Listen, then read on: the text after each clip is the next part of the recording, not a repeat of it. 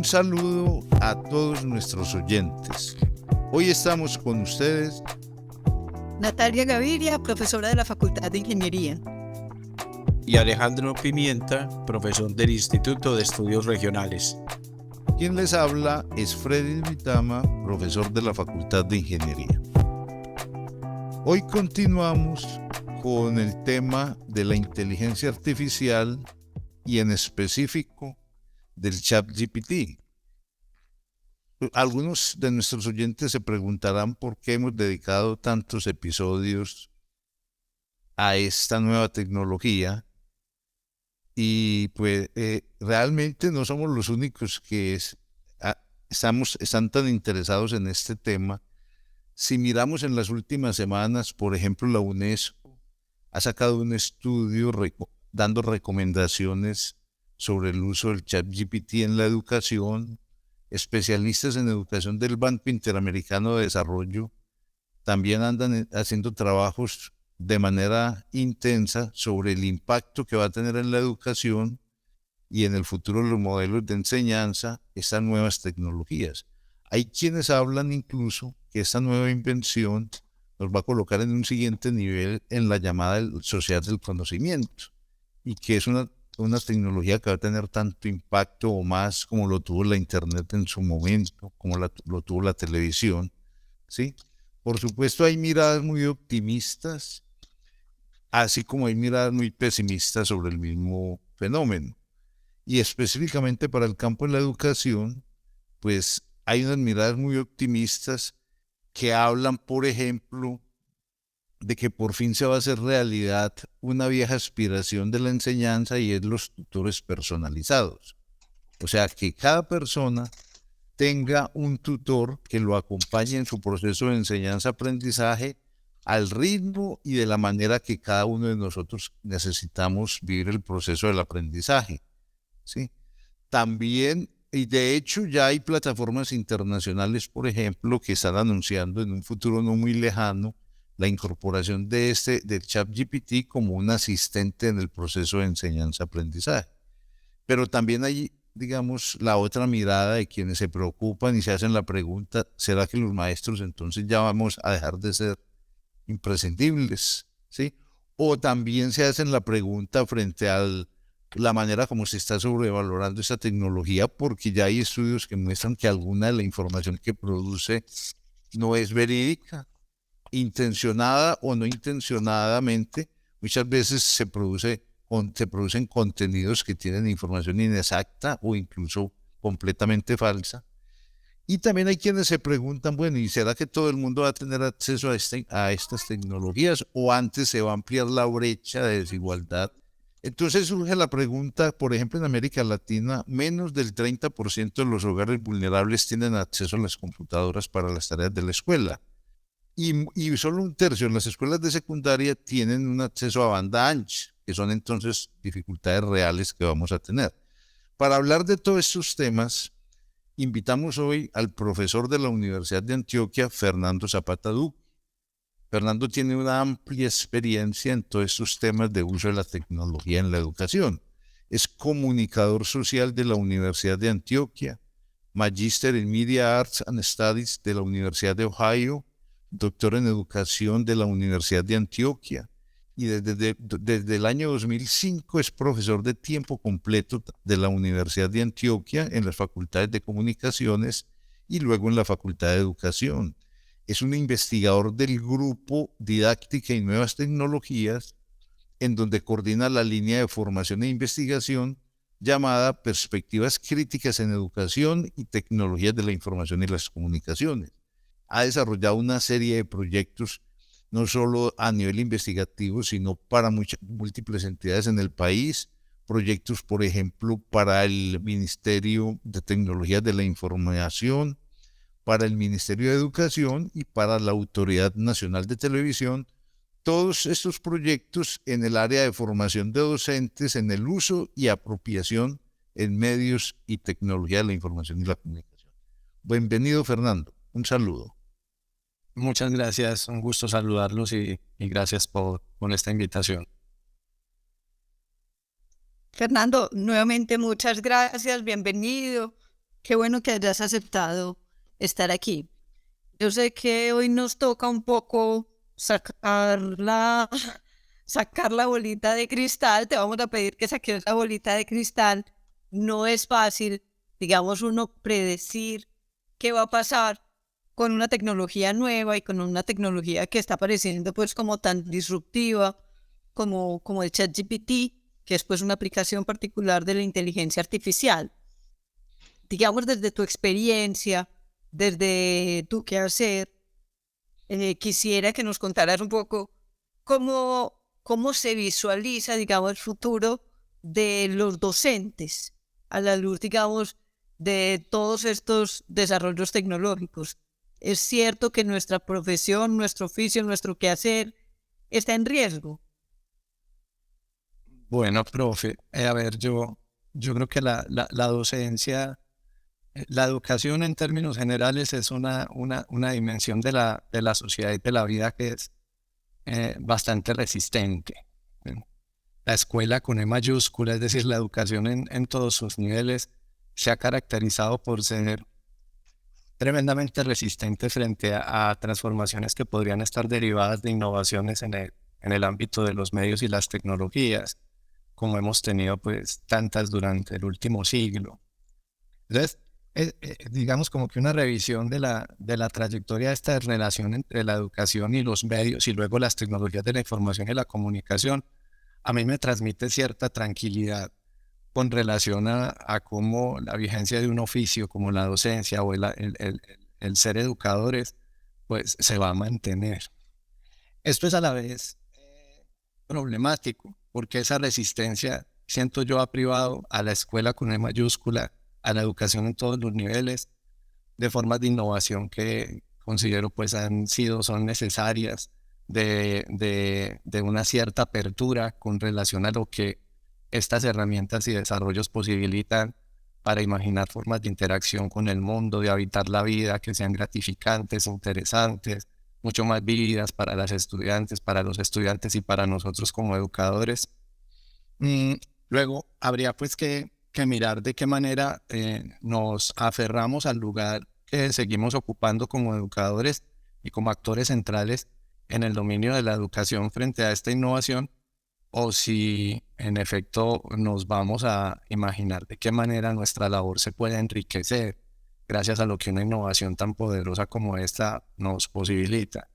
Yo siento que, insisto, si uno revisa la historia de esta relación, la relación educación-medios o educación-TIC, cada una de estas emergencias ha estado habitada siempre por dos posiciones. En el discurso común del abordaje de estos temas siempre hablamos de tecnófilos o tecnófobos o luditas o neoluditas, y uno percibe, y esto me ha pasado con la revisión de los textos que se han ocupado de este tema, pero ha pasado siempre con las otras innovaciones en medios y en tecnologías, y es que el discurso más entusiasta, desde el que se promueven con mayor fuerza la incorporación de estas tecnologías, emana principalmente de los actores que están vinculados a estos desarrollos, las empresas de medios, las empresas de tecnología, y de quienes están encargados de formular política educativa para el caso, es decir, los políticos.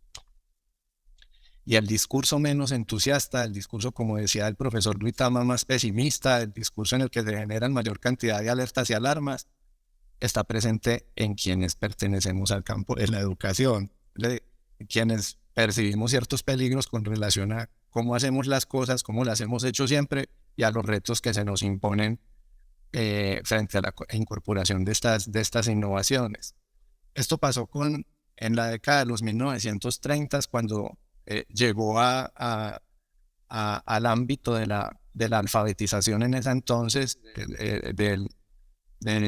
promovida pues en el contexto de los gobiernos de la República Liberal, el binomio de dos tecnologías que en ese momento eran concebidas como muy poderosas, que eran el cine y la radio. Un proyecto que se desarrolló en los 1930, que se conocía como el Proyecto Aldea Urbana y Rural, consistía en viajar por el país con apuestas educativas en las que se combinaban el cine y la radio, y así la gente se alfabetizaba.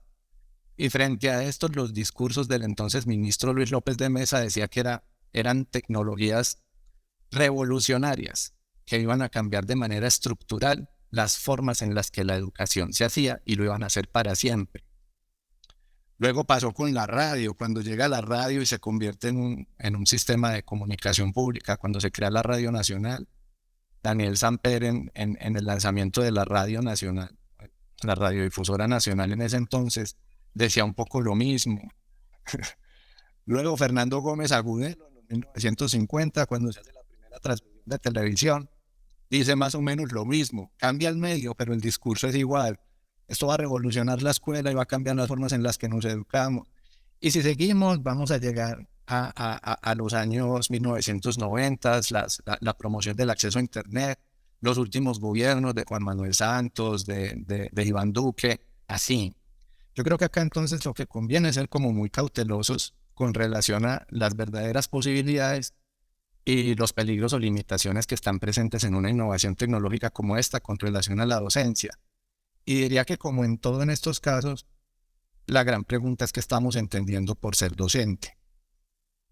Yo creo que si hemos revisado, pero sobre todo experimentado el uso de esta herramienta durante estos meses, de lo que nos damos cuenta es que, y además está reportado en estos últimos informes en los que está soportado la guía de uso que nos propone la UNESCO y esto. Hombre, el interés, por ejemplo, en esta última versión del ChatGPT, que parece muy poderoso, está instalado en que es superior al ChatGPT 3, pero no es superior a nosotros, no está en capacidad de hacer las cosas mejor, ni siquiera igual a como las hacemos los seres humanos.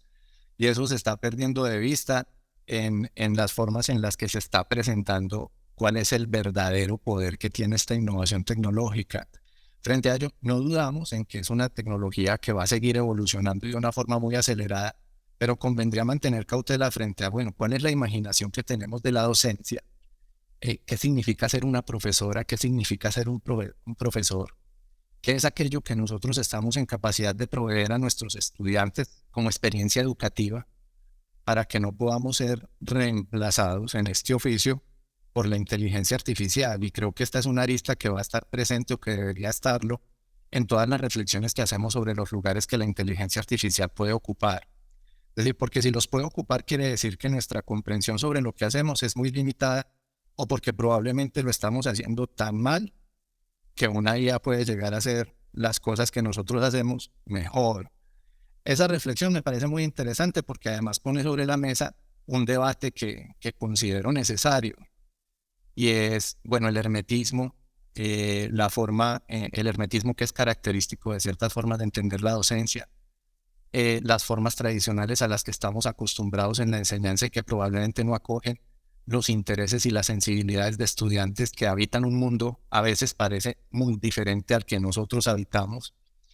Y hombre, la resolución de exigencias que no nos está haciendo el sistema educativo, pero sí la realidad, para que nos pensemos la innovación educativa no necesariamente a través del uso de herramientas tecnológicas, sino desde la formulación de concepciones actualizadas de lo que significa enseñar, para las que van a servir muy bien estas y muchas otras herramientas. Esa creo que es como la reflexión, en mi opinión, pues más interesante a la hora de pensarnos esto, qué retos y qué preguntas nos está haciendo como docentes y sobre el futuro de nuestro oficio y de nuestra profesión. Fernando, nos planteas una reflexión fundamental muy de fondo, porque tiene que ver con con la forma como está la relación con el avance tecnológico entre los humanos y las máquinas. Y queda de fondo un tema, un asunto que tiene que ver es con que si los humanos podemos ser reemplazados en qué oficios o en qué tareas. Yo le preguntaba justamente pues al ChatGPT si puede suplantar un humano. Vale, una partecita de lo que me respondió el chat. Como modelo de lenguaje, ChatGPT ha sido entrenado para generar respuestas a partir de las entradas de texto que recibe, utilizando el aprendizaje profundo y el procesamiento del lenguaje natural. Sin embargo, a pesar de que puede generar respuestas coherentes y convincentes en muchos casos, aún no es capaz de reemplazar completamente a un ser humano. Y Otro de los ámbitos, ya no en el lado del docente, sino otros ámbitos académicos, y es en la escritura académica. Algunos también han prendido las alarmas y decir que estamos ante una gran amenaza por el incremento de plagios, de suplantaciones, de propagación masiva de fake news. En este asunto más específico de la escritura, de pronto, ¿cuál será como el futuro? ¿Qué recaudos o qué regulaciones tendremos que tener para evitar que simplemente el ChatGPT o la inteligencia artificial haga las tareas por los humanos y realmente haya una interacción en la que la máquina sea, como lo decías, un apoyo, un asistente? No, creo que el temor está en últimas es quién toma el control. El humano quiere todavía tener el control sobre las máquinas. Profe Alejandro, yo creo que usted está en un punto clave que es el del dominio, el de cómo esta tecnología se inscribe en un campo estratégico para nuestro trabajo, como es el dominio de la escritura. Y es que en esencia, esta tecnología, al ser un modelo de lenguaje, se constituye fundamentalmente en un gran dispositivo para escribir. Y es, en mi opinión, un gran asistente de escritura o una herramienta de coescritura en los diferentes lenguajes con los que puede funcionar, porque no es solo el lenguaje natural, en el lenguaje artificial vemos que es una herramienta que está funcionando de una manera impresionante con el lenguaje matemático y con el lenguaje de programación. Y creo que en el ámbito de las ciencias sociales y humanas o en el ámbito académico en general, dado que la escritura con el lenguaje verbal escrito está tan presente, pues deberíamos aprender de lo que se está haciendo allí. A mí me ha impresionado cómo en el mundo de la programación, me perdonan los profes Freddy y Natalia por cualquier imprecisión en la que incurra, pero en la pregunta por el que enseñamos con ChatGPT se ha resuelto con mucha rapidez. Es decir, podemos entender fácilmente que si esta es una herramienta de escritura, es un modelo de lenguaje, puede servir a ejercicios vinculados al trabajo con lenguaje de programación en formas muy interesantes. Liberemos a los estudiantes de la escritura de código que no es importante o en el que no se están desarrollando habilidades para las que necesitamos tiempo valioso. Esto lo podemos aprender, de esto podemos aprender para ejercicios de escritura en otros ámbitos, es decir, con el lenguaje verbal escrito también. ¿Cuántas líneas de código, si me permiten la comparación, en un ensayo, a cuántas líneas de código corresponden más a código sucio, a cosas que no son importantes o que no dotan de sentido a aquella persona, aquellas ideas que la persona que está escribiendo quiere disponer allí? El debugging, entre comillas, este término con el que se describe como el ejercicio, el procedimiento mediante el cual se limpia, se libera de bugs un código, ¿cierto? Una determinada programación. Esto es revisar, esto es corregir, esto es limpiar y perfeccionar. Esa es una tarea para la que en el ejercicio de escritura, en el lenguaje verbal escrito, también la herramienta puede servir. Y hay algo muy interesante frente a los usos que se proponen del chat. A mí no me parece que el chat sea un buscador, tampoco creo que sea una enciclopedia, y creo que por estar tan concentrados en la sigla GPT hemos perdido de vista lo que significa chat. Es decir, es una herramienta para conversar, pero como en todo en la comunicación, para conversar tiene que haber dos voces, una interlocución. La herramienta responde de forma muy poderosa si el prompt que uno le genera está bien configurado. Y creo que ese concepto de prompt, que yo me he atrevido pues en el ámbito en el que estoy por mi desconocimiento de ingeniería, yo le he propuesto a los compañeros y a los estudiantes como la instrucción, la provocación, pero no la pregunta. Es decir, no lo utilicemos para preguntarle, sino para darle instrucciones, o en el mejor de los casos, y aquí voy a lo que ha sucedido en el uso de la herramienta en el área de las matemáticas, problemas complejos. Entonces, ahí ya la circunstancia en la que se encuentra quien utiliza la herramienta no es la de alguien que se sienta a preguntar y a decirle, escribe un ensayo sobre tal cosa. No, los usos que se han mostrado como poderosos de esta herramienta en el área de las matemáticas, lo que nos muestran están llenos de ejemplos de buenos prompts en los que el que utiliza la herramienta tiene que cranearse un problema complejo. ¿Qué caracteriza un buen prompt en lenguaje, en programación o en matemáticas? Los parámetros que lo definen, la definición de los parámetros, y tienen que estar bien configurados y bien dispuestos en cómo el prompt se organiza para que el programa, para que este software esté en capacidad de reconocer cuál es la secuencia lógica a partir de la cual va a generar una respuesta. En el ámbito de la escritura académica, ese es el camino que yo considero deberíamos seguir. Por supuesto no es fácil, pero es interesante. ¿Cómo ponemos esta herramienta al servicio de ejercicios de escritura académica en la que los estudiantes y nosotros nos ocupemos de diseñar buenos prompts discursivos, buenas provocaciones expositivas, que nos liberen de estar escribiendo, tirando códigos sucios, si se me permite la comparación, y nos permitan concentrarnos en imprimirle a nuestros textos mayores niveles de profundidad, de complejidad? El uso de esta herramienta, en mi opinión, entonces, en ese ámbito, profe Alejandro y profes, creo que nos ofrece un panorama lleno de oportunidades para experimentar con ella en esa dirección. Creo que es una herramienta que puede servir para adelantar ejercicios de coescritura. Es un asistente de escritura poderoso. Creo que los ejemplos de su aplicación en ámbitos como el de la programación y las matemáticas nos enseñan cuáles son sus posibilidades y cuáles son sus limitaciones. Y esto ahorita es muy posible, está al alcance de nosotros en un ámbito como el de la escritura, que además aplica para todas las áreas.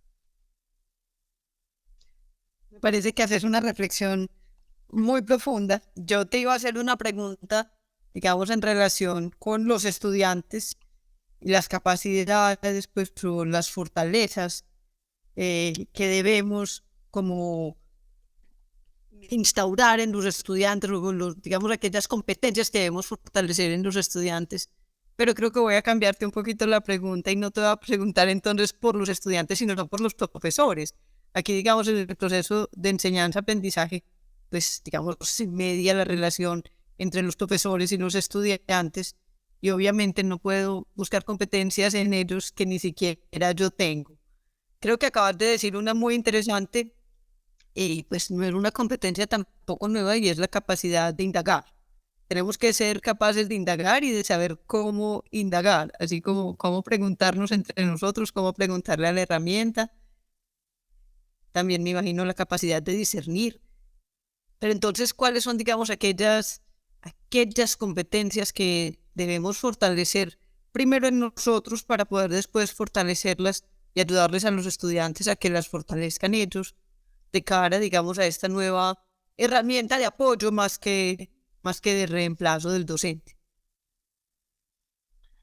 Ay, profe, yo creo que sí tenemos o sea, este es un hito más en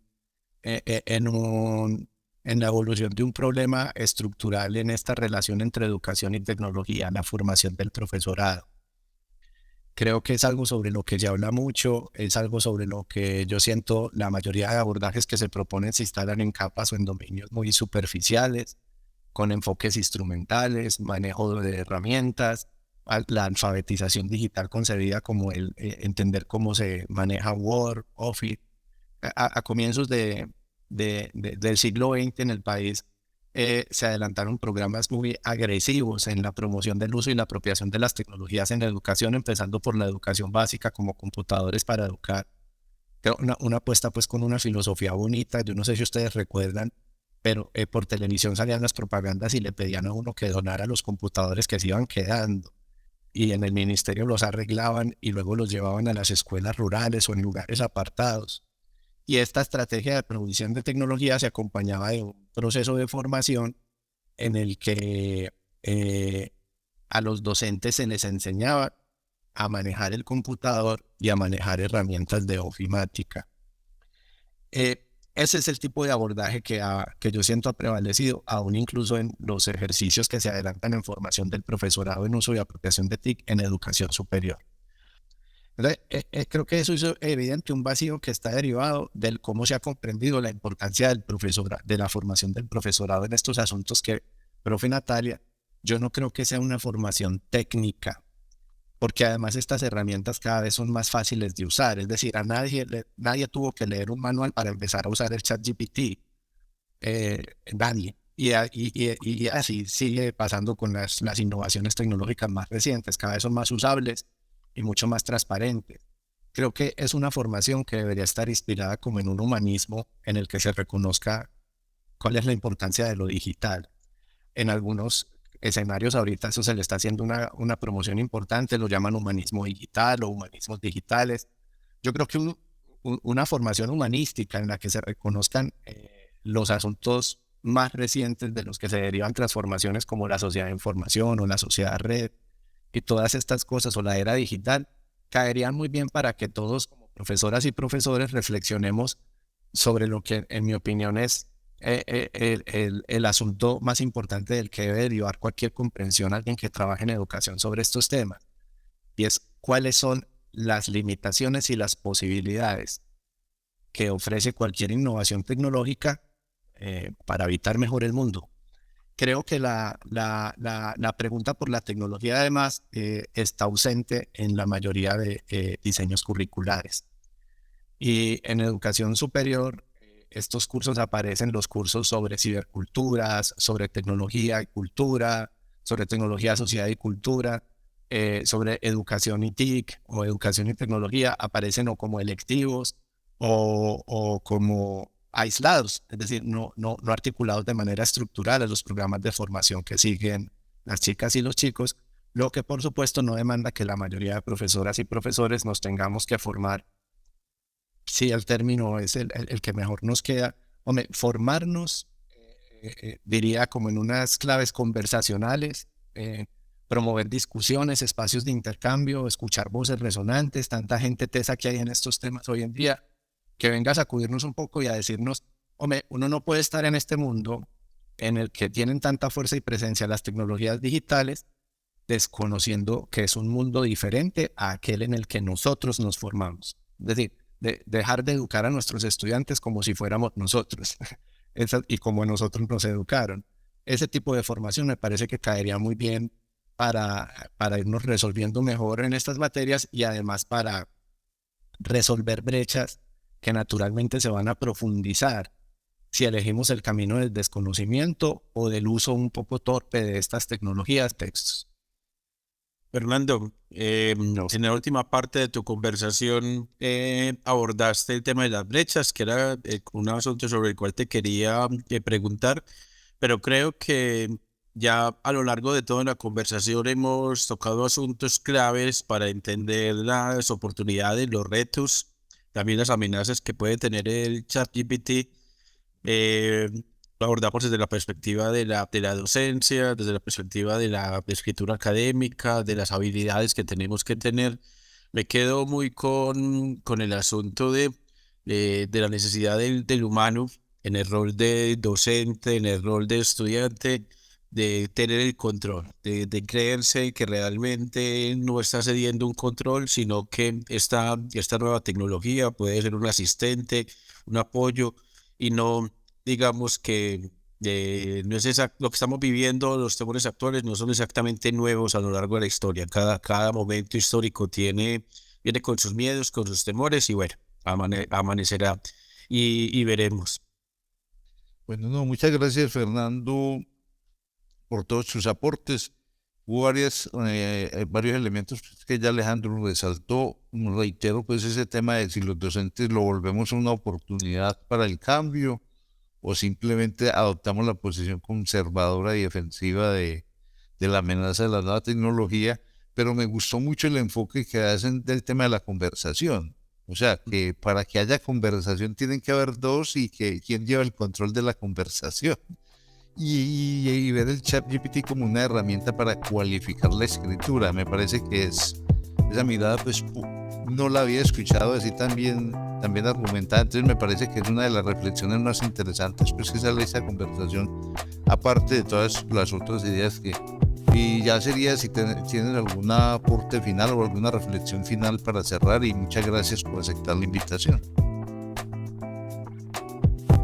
No, profe, nada, pues agradecerles por el espacio.